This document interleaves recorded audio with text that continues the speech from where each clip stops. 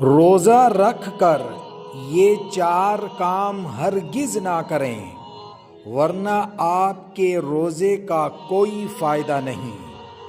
وہ چار کام کون سے ہیں؟ آئیے ہم وہ چار کام جانتے ہیں۔ پیارے کریم آقا حضرت محمد مصطفیٰ صلی اللہ علیہ وآلہ وسلم نے ارشاد فرمایا، جو شخص روزہ رکھ کر جھوٹی بات، ناجائز کلام کرنا اور اس پر عمل کرنا نہ چھوڑے تو اللہ تعالیٰ کو اس شخص کے کھانے پینے کو چھوڑنے کی کوئی ضرورت نہیں۔ اس حدیث سے معلوم ہوا کہ روزہ رکھ کر جھوٹ نہ بولیں، گندی باتیں نہ کریں، غیبت نہ کریں، چغلی نہ کریں، گالیاں نہ دیں۔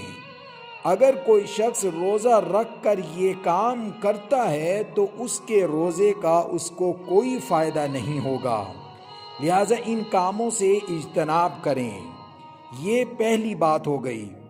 دوسری چیز، دوسرا شخص وہ ہے جسے روزہ رکھ کر بھی کوئی فائدہ نہیں ہوتا، وہ شرک کرنے والا ہے۔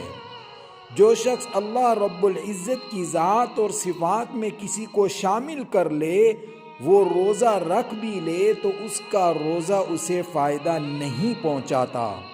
سب کچھ کرنے والی ذات اللہ ہے، سب کچھ دینے والی ذات اللہ ہی کی ہے۔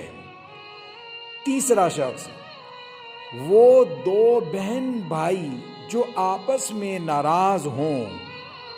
آج ہم نے کتنی ناراضگیاں پال رکھی ہیں۔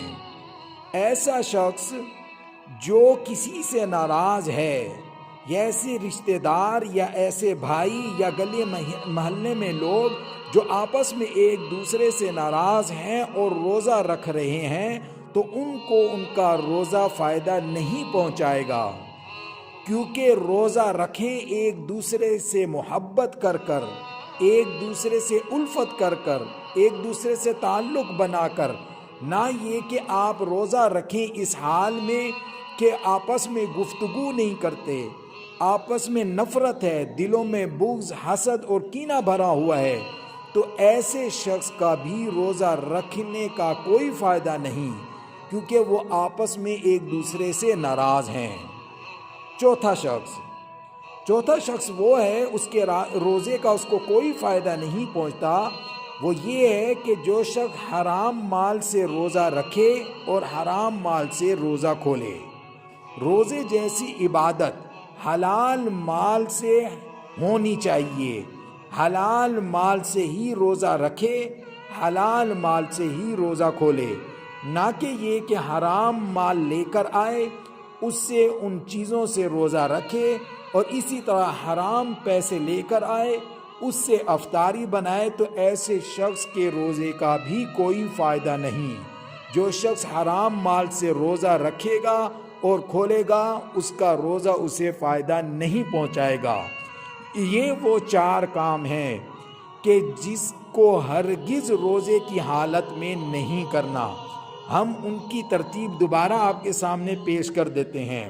نمبر 1، روزہ رکھ کر جھوٹ نہیں بولنا۔ نمبر 2، شرک سے بری ہو جائیں، شرک کرنے والے کے روزہ اسے فائدہ نہیں پہنچائے گا۔ نمبر 3، وہ دو بہن بھائی جو آپس میں ناراض ہوں، لہٰذا آج سے ہی ایک دوسرے کے ساتھ راضی ہو جائیں۔ نمبر 4، وہ شخص جو حرام مال کماتا ہے اور اسی سے روزہ رکھتا ہے اور روزہ کھولتا ہے، تو ایسے شخص کا روزہ بھی اسے فائدہ نہیں پہنچائے گا۔ اللہ رب العزت ہم سب کو دین کی صحیح سمجھ عطا فرمائے۔